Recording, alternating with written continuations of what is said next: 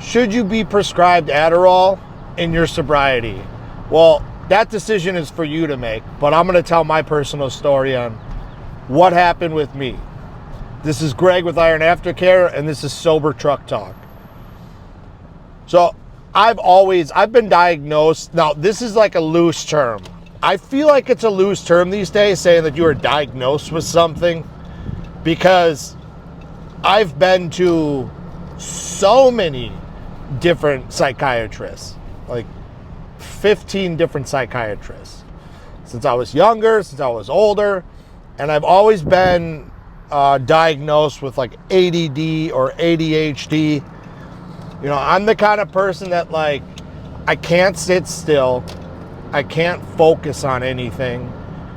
I have a real hard time focusing, like, especially with like reading. Like, I can read and write, and I listen to a lot of audiobooks because I can zone into an audiobook.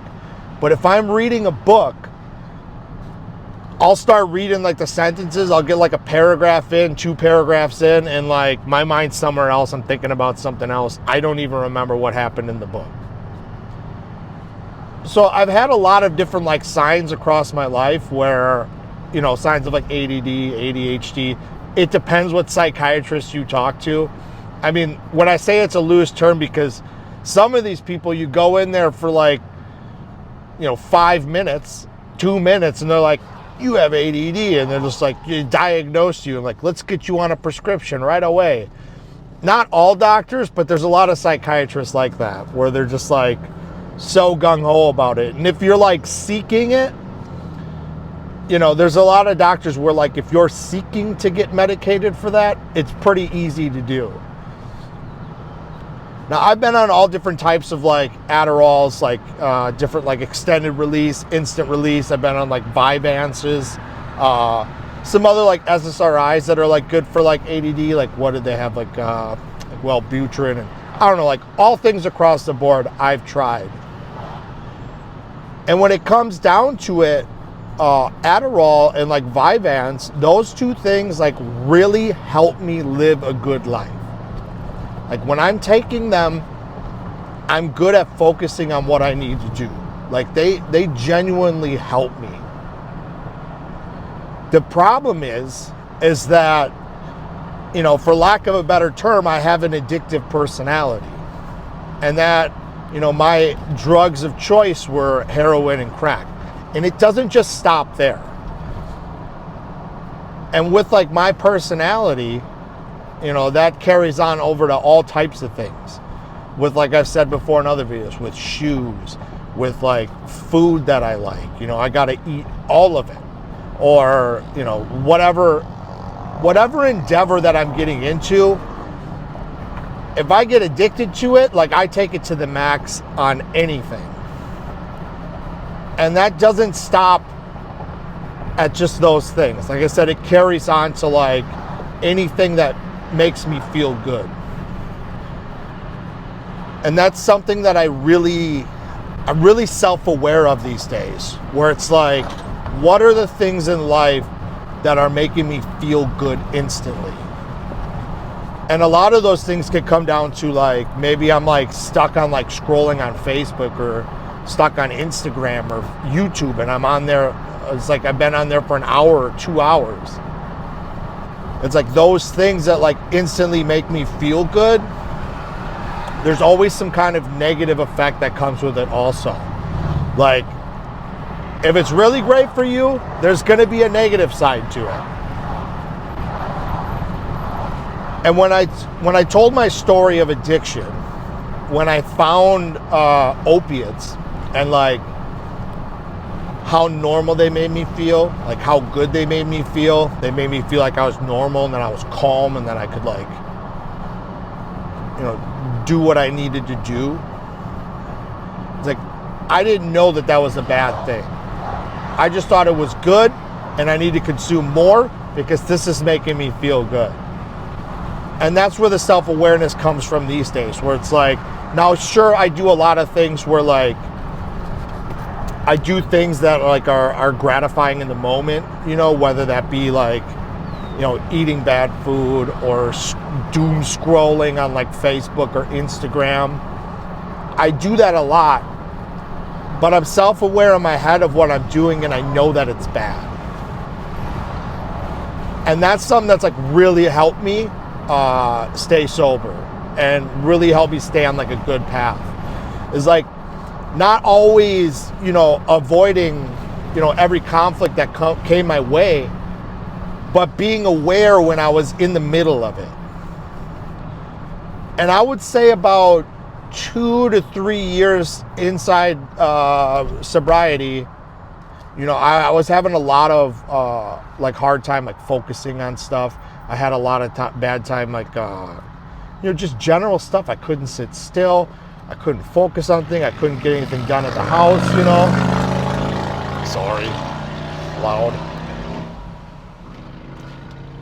So I ended up going to see a psychiatrist because I had been prescribed Adderall and Vyvanse in the past, and it's really helped me like live a good life. But I've always had a bad history of it, like a bad history of taking it.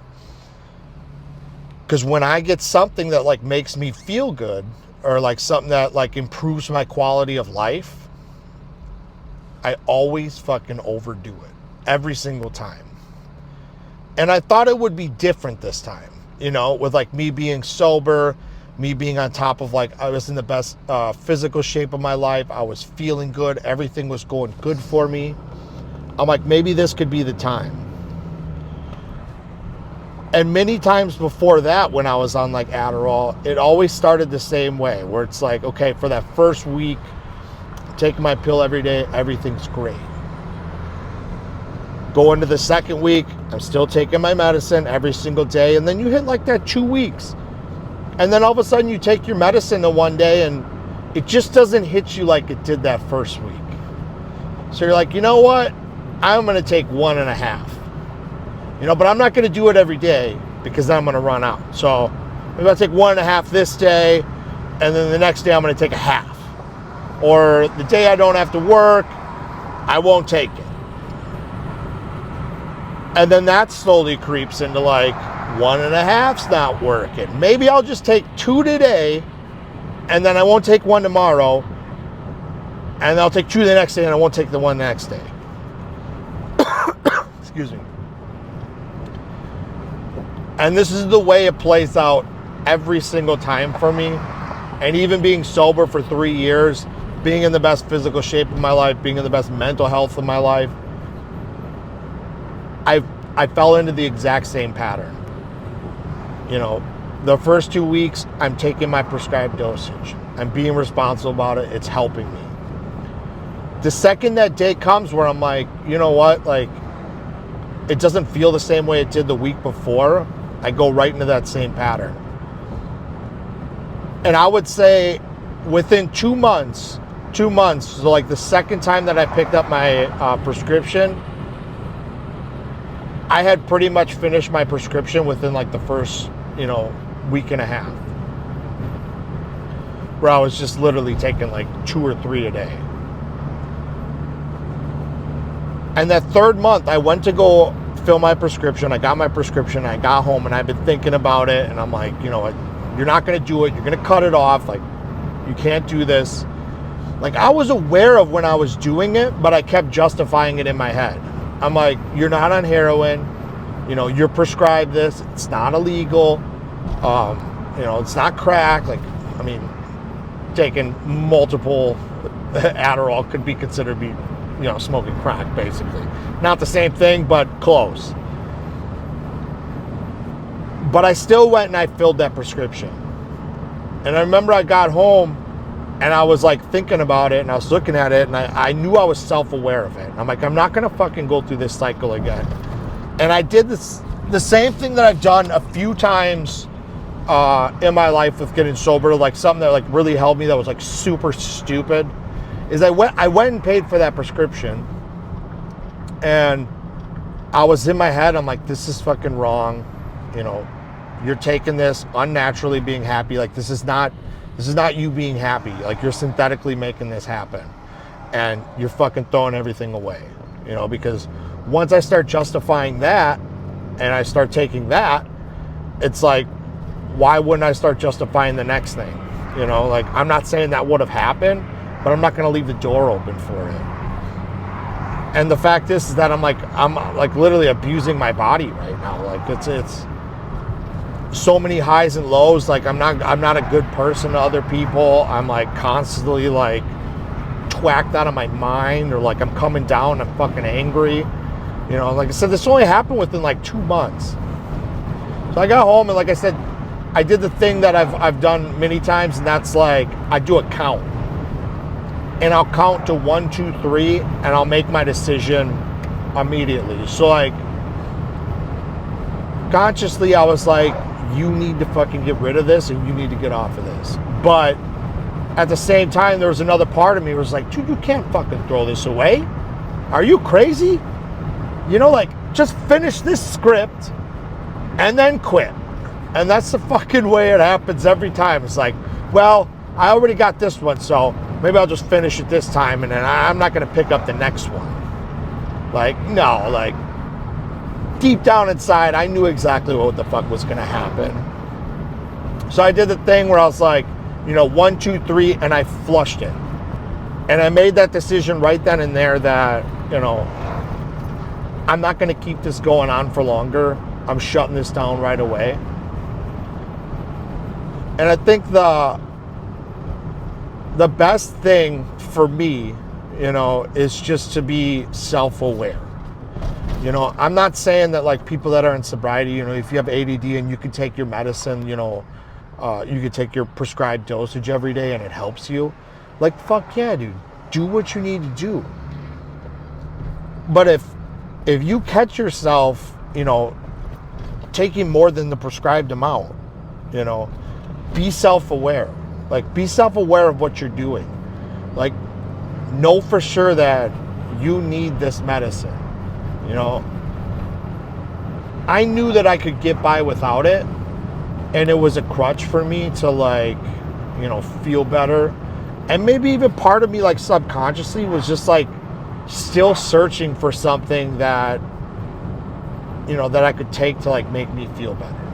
You know, like I was feeling good at the time, but subconsciously, like I'm still always chasing that one thing. You know, I'm trying to, you know, purchase that next shoe, or get that next good meal, or, you know, prescription of Adderall, take that next Adderall, or if it was like vaping or whatever it was, always searching for that next thing.